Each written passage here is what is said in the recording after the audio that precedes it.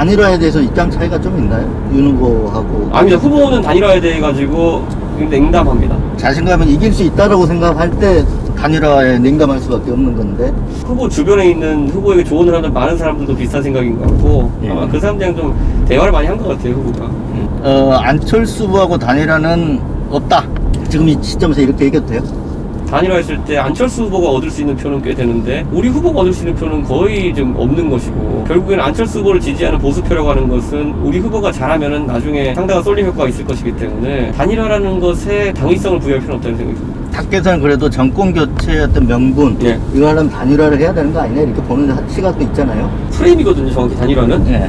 근데 단일화는 언제 어느 나라에서 어떤 식으로 하든지가 2등과 3등의 문법이에요. 지금 윤석열 후보가 1위를 하는 조사들이 많이 나오는 상황 속에서 예. 2등과 3등의 문법을 빼드는 순간 저희는 수세 전략으로 가는 거거든요. 예. 사실 단일화의 정치공학 외에 뭐가 존재하겠습니까? 안철수와 윤석열 생각은 많이 다르고, 오세훈 안철수 단일화에 있어가지고 예. 그 산물로서 협치라는 거 이루어졌습니까? 아니잖아요. 그때 이제 논의됐던 게 합당 문제도 논의가 됐었잖아요. 예, 예. 근데 완전히 결렬이 되어버렸잖아요. 합당에 있어가지고 전 협상 조건이라든지 이런 것들에서 굉장히 저희가 유연하게 대처했는데 꼭 지킬 수 없는 또는 받아들일 수 없는 요구 조건들을 들이댔던 게 저희 협상의 진정성이 없었다는 생각을 합니다. 민주당 측에서. 이 대표께서 안철수를 싫어해서 그러는 건 아닌가요? 이 인터뷰 나온 거 보면 네. 약간 감정이 묻어나온다는 느낌도 들기는 하던데.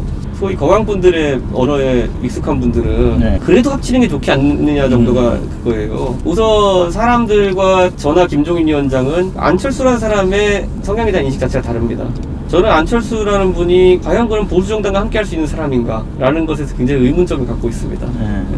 그리고 애초에 그렇다면은 정치 입문을 어떻게 박원순과 문재인 단일화에 기여하는 형태로 했느냐. 네. 저는 그거는 존재의 모순인 같은 약간 이게 들거든요. 네. 어떻게 차선병렬 계속해서 이제 보수 가까운 데까지 온 뒤로부터는 계속 승부를 걸어요.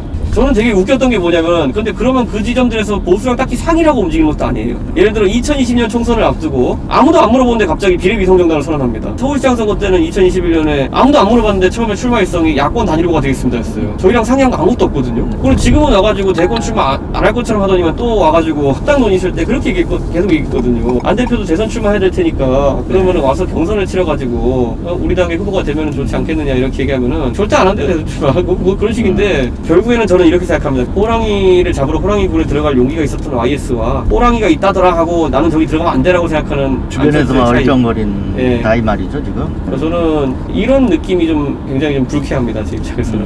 그러면 이제 그 단일화 없이도 네. 이길 수 있다는 확신을 갖고 있는 거네요. 그 확신도 어느 정도 있지만은 예.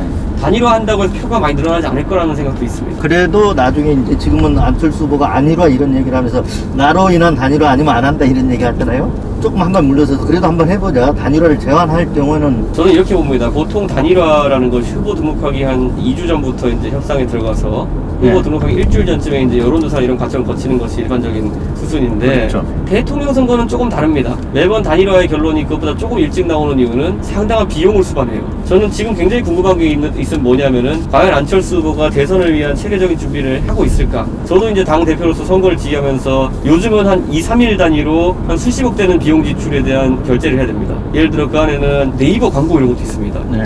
온라인 광고를 집행하려면은 이번 주까지 결정해서 네. 수십억에 대한 지출을 결의해야 되거든, 당내에서. 네. 근데 안철수 후보는 과연 그걸 했을까?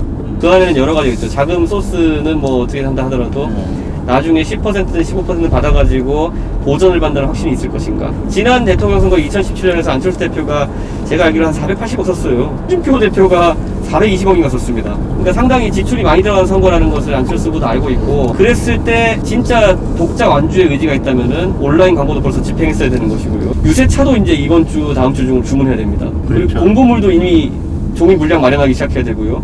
하지 않았을까요? 했다면 전 인정합니다. 네. 근데 네. 대표님 생각은 지금 안철수한테 빠져있는 표가 윤 후보 표보다 이재명 표가 더 많다. 더 많은지까지는 모르겠지만은 예. 결국 그 이재명 후보의 갈표가 상당히 있기 때문에 굳이 넷드로 해보면은 거의 오차범위 아닐 겁니다. 네.